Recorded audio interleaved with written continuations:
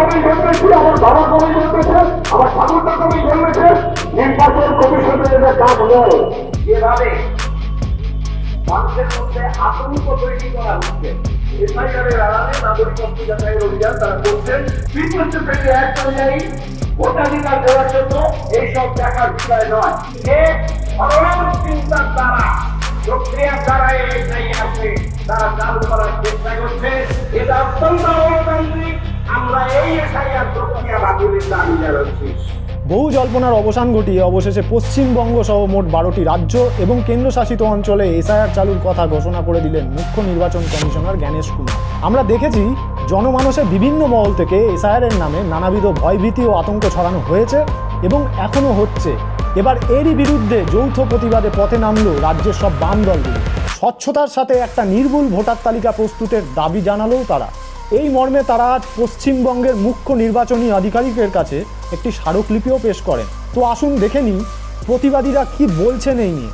অগণতান্ত্রিক একটা পদ্ধতি, এরা চক্রান্ত সাধারণ মানুষের জীবন জীবিকা নিয়ে ছিনিমিনি খেলছে। এই যে বিহারে যেটা করেছে, ভোটার লিস্ট থেকে নাম বাদ দিচ্ছে, তারপরে আসামে যে ডিটেনশন ক্যাম্পের যে বিষয়টা এনআরসি চালু করাকে কেন্দ্র করে, ফলে এটাতে মানুষ প্রচণ্ডভাবে আতঙ্কগ্রস্ত। জনগণ বা সাধারণ মানুষের জীবনের যে সমস্যা, সেই সমস্যা নিয়ে মানুষ যাতে প্রতিবাদে আসতে না পারে বা জনজীবনের সমস্যা নিয়ে মানুষ কিছু না ভাবতে পারে, এই সাধারণ জিনিস এইগুলো নিয়ে মানুষকে এমন আতঙ্কগ্রস্ত করছে, এমনভাবে বিভেদ সৃষ্টি করছে, মানুষ এগুলো নিয়ে যাতে মেতে থাকতে পারে।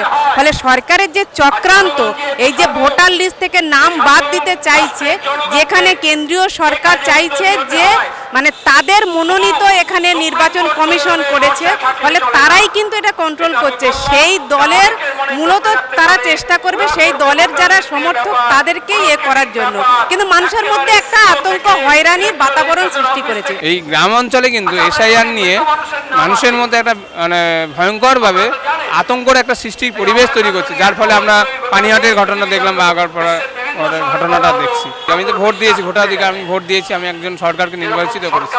তাহলে মানে এখন যদি এই যে প্রত্যেকটা জিনিস আমাকে আবার ভোটার কার্ড, আমি যে এখানকার দেশের নাগরিক কিনা, আমার যে সমস্ত ডকুমেন্টসই আমাকে চাইছে, তাহলে এই যে এতদিন যে সরকারগুলো এসছে, 2002-এর পরে তো বিভিন্ন সরকার তো ক্ষমতায় এসছে, মানে বিভিন্ন দল ক্ষমতায় এসছে, তাহলে সেই দলগুলোর মানে বাস্তবে কি মানে সরকারি স্বীকৃত হবে না কি বেআইনি, মানে এটা আমার একটা নিজেরও জানার বিষয়। এই যে বিজেপি যে সব এই শুভেন্দু অধিকারী এবং বিজেপির যতগুলো এমএলএ এমপি আছে এই রাজ্যে, তারা এই যে নতুন করে এবারে রোহিঙ্গা শব্দটা ব্যবহার করছে এবং বাংলাদেশে অনুপ্রবেশ কথাটা বারবার মুসলমানরা সব লুঙ্গি পরা লোক দেখলে এই যে শুভেন্দু অধিকারী বিজেপির লোকেরা বলছে এরা রোহিঙ্গা, এটা ওরা পরিকল্পিত, এইটাই ওরা আতঙ্ক করছে।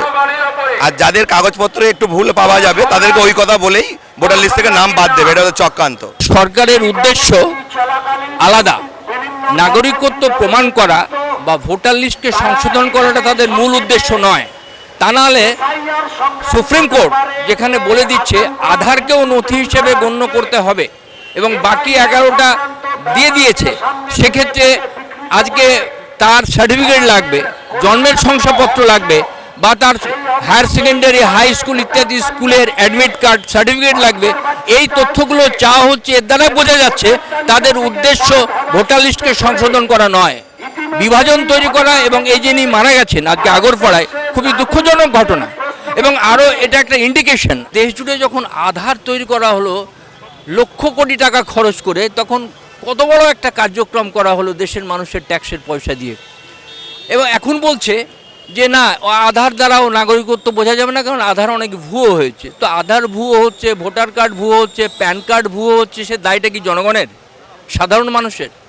আসলে এর দ্বারা বিশেষ করে এখন যারা কেন্দ্রীয় সরকারে রয়েছে, তারা বিরাটভাবে একটা দেশের মানুষের মধ্যে বিভাজন, বিশেষ করে সাম্প্রদায়িক বিভাজন বা মুসলিম বিতাড়নের যে এজেন্ডা তাদের আছে এবং তাদের বিদেশি বলে দাগিয়ে দেওয়ার যে কার্যক্রম তাদের আছে, তাই তারা পালাক্রমে নানান রাজ্যে নানান স্ট্রিমে এরা করছে। এর মধ্য দিয়ে মানুষকে একটা আতঙ্কগ্রস্ত করতে চাইছে এবং জনজীবনে আমাদের প্রতিদিনের যে সমস্যাগুলো, যে জিনিসপত্রের দাম বৃদ্ধি, চূড়ান্ত দুর্নীতি, মানুষের বেকারি, কাজকর্ম পাচ্ছে না এবং সাধারণ জীবনে যে কোনো শান্তি সম্প্রীতি নেই। আজকে যে কোনো মহিলা হয়ে জন্মটাই যেন আমাদের কাছে একটা অভিশাপ হয়ে দাঁড়াচ্ছে। এগুলোর থেকে এর দায় কিন্তু কেন্দ্রীয় সরকার এবং রাজ্য সরকারগুলোর সমানভাবেই দায়। অথচ সরকারের থেকেও এরা একটা এমন ভাব করছে যে তুমি আগে তোমার ভোটার লিস্টের নাম আছে কিনা, তুমি এদেশের নাগরিক কিনা, সেটা নিয়ে আগে বেশি চিন্তা করো। অত তোমার নারী নির্যাতন নিয়ে, অত তোমার দুর্নীতি নিয়ে, কে কত টাকা পয়সা খেলো, এই তো নিয়ে তোমার ভেবে দরকারটা কি?